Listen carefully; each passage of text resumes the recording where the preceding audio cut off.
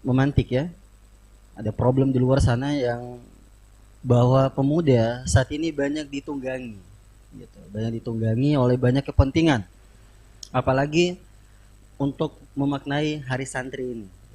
Apakah pemuda-pemuda yang sekarang itu sudah banyak ditunggangi? Apalagi nanti kalau ikut kegiatan hari santri yang dimana hari santri baru diresmikan di periode Joko Widodo ya, presiden kita ya. Ya, kira-kira seperti apa pandangannya dari Bung Nur Wahid sebagai perwakilan dari Gema Pembebasan Surabaya? Ya. Baik, terima kasih atas kesempatannya kepada teman-teman sekalian. Saya akan memberikan pandangan terhadap hari santri ini, namun dari fokus pada santrinya. Nah, jadi mari kita lihat sesuatu yang identik dengan santri dulu. Sehingga kita bisa memaknai hari santri kalau kita paham apa itu santri. Santri itu identik dengan seseorang yang pastinya nggak mungkin tua ya. Pastinya sebagian besar pemuda, anak-anak, atau bahkan remaja yang menuntut ilmu di pondok pesantren. Itu santri. Nah, saya dapat definisi dari mana? Kalau definisi dari undang-undang pesantren yang ya pada masa periode presiden 2 periode ini diputuskan demikian. Jadi seorang santri itu seseorang yang menuntut ilmu di pondok pesantren. Tapi kita tahu bahwa pondok pesantren itu adalah tempat menuntut ilmunya orang Islam. Sehingga santri itu selalu orang Islam. Karena dia menuntut ilmu di pondok pesantren. Apakah ada santri non muslim? Ya lain cerita.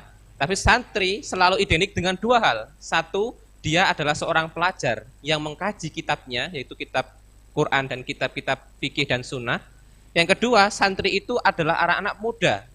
Meskipun tidak untuk kemungkinan kakek-kakek, bapak-bapak yang baru belajar ilmu agama dan kitab di pesantren juga disebut dengan santri. Jadi santri itu satu muda, dua dia identik dengan Islam. Meskipun kata santri sendiri bukan dikenalkan sebagai istilah Islam. Kalau kita ngomong Islam kan istilahnya seorang tolibun, seorang murid, seorang mudarisun, ya, daris, ya. Sehingga santri itu sebenarnya kalau kita telur ke belakang, ada yang mengatakan itu berasal dari Sanskerta, ya, sebagai seorang penuntut kitab pada zaman Hindu-Buddha dulu. Nah, namun pergeseran budaya membawa kita mencapai suatu pandangan bahwa santri itu adalah seorang yang menuntut agama Islam di pondok pesantren. Maka mari kita flashback ke Indonesia masa-masa kolonial. Nah, santri itu di Indonesia pada masa kita masih bernama Nusantara itu merupakan orang-orang hebat. Karena orang apabila sudah jadi santri dia siap berjuang. Dia siap berjuang, dia siap untuk amar ma'ruf nahi mungkar. Karena dia konsekuensi jadi santri. Konsekuensi santri itu berdakwah. Konsekuensi santri itu merubah kondisi. Konsekuensi menjadi seorang murid kiai itu adalah merubah kondisi yang mungkar menjadi yang ma'ruf. Itu konsekuensi santri. Maka kita akan melihat banyak sekali santri yang sukses menjadi seorang agen perubahan. Kita flashback ke belakang, kita akan mengenal Hadratus Syekh Kiai Hasyim Asy'ari. Beliau awalnya pasti santri dengan guru-guru yang hebat, belajar di Mekah sehingga beliau menjadi pahlawan nasional kita. Diawali dari seorang santri. Beliau meyakini bahwa bila ilmu sudah di tangan, maka kewajiban untuk mengamalkan. Itu santri. Santri di masa lalu karena konsekuensi dia harus berdakwah, konsekuensi dia harus merubah kondisi, maka dia akan jalani itu meskipun nyawa taruhannya. Bung Tomo yang selama ini kita jadikan idola di Surabaya dengan pekik takbirnya, ya, semua pejuang hampir sebagian besar adalah santri. Ya, kemudian kita flashback ke Diponegoro yang lebih tua lagi. Diponegoro siapa? Juga santri, meskipun dia seorang pangeran di Jawa Tengah, di Kesultanan Yogyakarta. Tapi dia seorang santri dari para wali. Dia berjuang merubah kondisi mungkar dari kolonialisme, penjajahan secara fisik dan secara budaya. Bagaimana Diponegoro berjuang melawan Belanda dari segi fisik, perang. Tapi jangan lupa bahwa Diponegoro juga berperang melawan budaya yang dibawa oleh bangsa Eropa. Budaya-budaya yang materialistis, budaya-budaya semena-mena, ya, budaya-budaya yang mengesampingkan nilai-nilai ketuhanan. Sehingga Pangeran Diponegoro berjuang untuk itu. Ada Pangeran Diponegoro, ke depan lagi ada Bung Tomo, dan banyak ulama-ulama yang awalnya juga santri. Nah, begitu dahsyatnya potensi seorang santri karena apa? Dia sudah konsisten, dia sudah berniat ketika aku menuntut ilmu syariat ini, maka kewajibanku mengamalkan. Bila tidak diamalkan, apa gunanya dituntut? Maka santri apabila tidak mengamalkan apa yang telah dia tuntut di pondok pesantren, maka ilmunya tidak akan berbuah. Itulah prinsip orang-orang santri pada zaman perjuangan. Selain merubah dalam hal budaya, dia mendukung perjuangan kemerdekaan agar bangsa ini merdeka dari cengkraman Belanda. Muncullah pergerakan-pergerakan pemuda setelah itu. Namun yang sering kita dengar, pemuda itu adalah pemuda-pemuda Sumpah Pemuda 1, Sumpah Pemuda 2. Apakah ada sumpah santri pada saat itu? Tidak ada. Tidak pernah kita dengar sumpah santri pada zaman perjuangan. Karena apa? Santri ini sudah bersumpah ketika dia menuntut ilmu di kalangan para ulama pada zaman perjuangan, itulah dia abdikan dirinya untuk perjuangan. Bagaimana ribuan santri pada 10 November berkumpul di wilayah Surabaya hanya untuk perang melawan Inggris. Ya. Begitu besar potensi santri untuk perjuangan negeri ini. Hingga kemerdekaan pun dicapai. Apakah setelah kemerdekaan perang santri pudar? Tidak. Santri tetap mengawal Indonesia dari ideologi-ideologi pengaruh-pengaruh budaya yang bertentangan dengan syariat Islam. Santri memperjuangkan kemerdekaan, santri mengawal kemerdekaan, ya. Dan santri tetap menjaga ideologinya sebagai seorang muslim yang berjuang, sehingga menjadikan Islam dan syariatnya sebagai dasar perjuangan, bukan ideologi yang lain, bukan kebudayaan yang lain, tapi syariat Islam sebagai dasar perjuangannya. Itu kita flashback di masa lalu. Maka bagaimana hari ini? Kita bisa melihat hari ini makna santri, ya, itu mulai mengalami reduksi. Bukan lagi sebagai seorang pejuang, tapi sebagai seorang pelajar. Ya. Pelajar yang belajar kitab, belajar ilmu di pondok pesantren. Itu reduksinya, mengurangi luasnya cakupan yang bisa dibuat oleh santri. Tanpa perayaan hari santri, sesungguhnya santri itu sudah mengabdikan dirinya untuk bangsa. Namun kemudian muncullah hari santri, belum lama ini, di masa 2 periode ini. Dengan munculnya undang-undang pesantren. Undang-undang pesantren mengharuskan santri itu berjuang untuk mendukung Pancasila dan Undang-Undang Dasar. Sumpahnya pun dibuat untuk mendukung Pancasila dan Undang-Undang Dasar beserta peraturan yang mengatur negara ini. Tapi ingat, sumpah santri yang pertama itu ada Tuhan, yaitu Allah Subhanahu wa taala dan Rasulnya. Itu sumpah santri harus dipegang. Baru kemudian kepada negaranya. Karena apa? Seandainya santri waktu itu bersumpah untuk negaranya, negara saat penjajahan kolonialisme, tidak mungkin santri bersumpah pada kolonialisme. Santri pasti akan mengkhususkan perjuangan untuk membela negara, membela masyarakat bangsa saat itu yang terjajah atas dasar syariat Islam. Hari ini santri pun harusnya demikian. Amar ma'ruf nahi mungkar tetap jalan. Kritik terhadap pemerintahan harus tetap jalan, karena apa? Dasar dari santri adalah atiullaha wa atiur rasul, baru wa ulil amri minkum. Sehingga ketika muncul hari santri, muncul kata sumpah santri, kita bertanya-tanya, ya, kenapa santri itu, ya, sumpahnya diawali dengan wajib menjalankan Pancasila dan Undang-Undang Dasar. Harusnya sumpah itu diawali, ya, santri taat kepada Allah dan Rasulnya, itu menunjukkan prioritas perjuangan. Itu yang sejarah gambaran singkat reduksi definisi santri saat ini. Bagaimana santri kemudian dipersepsikan oleh orang saat ini? Ya. Mari kita lihat fakta di masyarakat. Setelah kita lulus pondok pesantren, apa yang akan dilakukan santri tersebut. Apakah dia akan turun berjuang merubah kondisi masyarakat?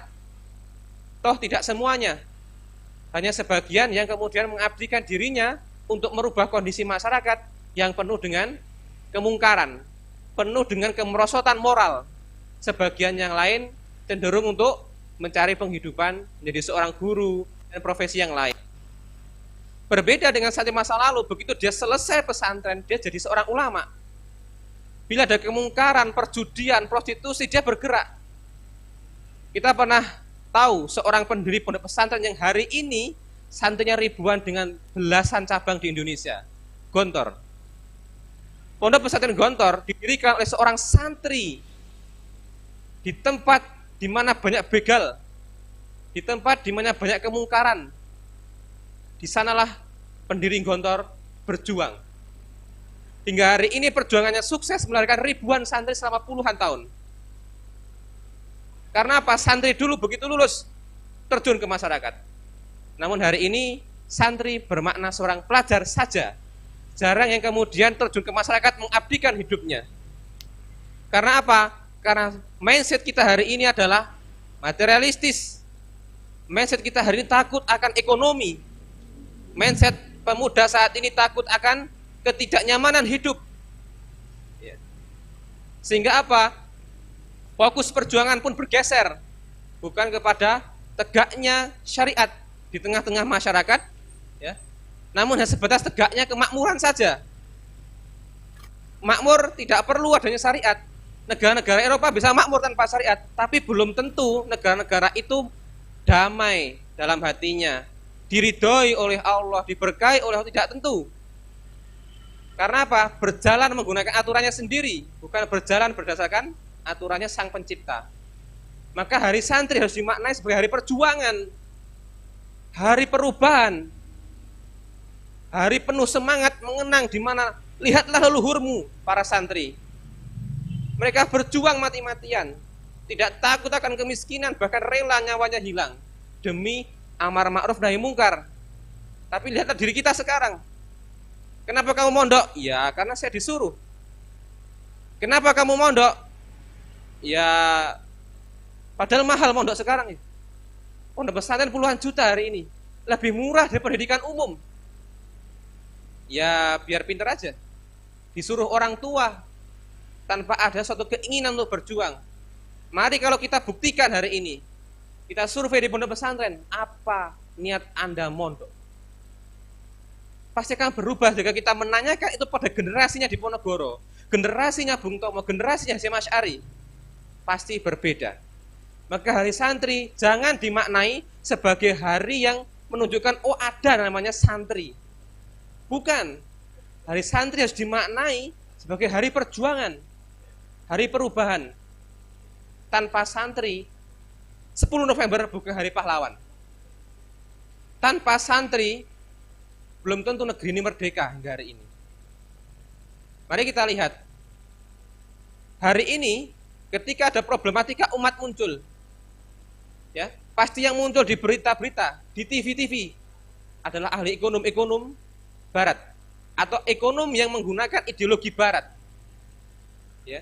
Maka harus kita tunjukkan bahwa santri yang memiliki ideologi Islam mampu memberikan solusi terhadap problematika umat. Ya, hanya jangan sekedar sebagai identitas saya sebagai santri, tapi identitas Anda sebagai pemuda dan pejuang. Itulah makna hari santri harus kita maknai. Ya, bukan sekedar perayaan kemudian sumpah rame-rame, bukan. Ya, nggak perlu hari santri pun sama aja begitu. Terus apa spesialnya hari santri kalau tidak dimaknai sebagai hari pergerakan, perjuangan, dan hari yang perubahan? Ada berapa juta santri di Indonesia? Ya. Nah, kenapa ini terjadi? Karena santri mulai direduksi maknanya sehingga ditunggangi oleh kepentingan-kepentingan. Ya. Ketika santri ke rumah, dia dijadikan sebagai alat. Ya, alat yang seolah mengiyakan segala kemungkaran ini. Oh, santri aja nggak bergerak, berarti sekarang lagi aman dong. Santri aja nggak protes dengan pendirian pabrik miras, berarti nggak ada masalah. Ada masalah itu, tapi belum ada yang menggerakkan santri itu. Santri itu paham, halal haram itu paham. Ketika ada koruptor, ketika ada ya aparat negara yang berbuat dolim kepada rakyat, santri itu paham bahwa itu adalah suatu kemungkaran yang harus dirubah. Namun kita lihat santri di Indonesia punya keunikan, menunggu titah kiai. Begitu kiai berkata, demo ini adalah kemungkaran, berapapun santrinya berangkat. Hasyim Asy'ari berkata jihad di Surabaya, ya sudah, semua santrinya berangkat. Maka untuk menggerakkan santri hari ini, mari kita ajak ulama saat ini untuk kembali memperjuangkan Islam ini sebagai solusi atas problematika umat. Pasti santrinya ngikuti, santrinya berubah, sehingga hari santri tidak hanya bermakna bagi santri saja, namun bagi para gurunya, bagi para orang tua santri. Mereka harus rela anaknya berjuang, karena mereka lah yang maksa anaknya ke pondok. Walaupun sebagian ada yang dengan kerelaan hati masuk pondok.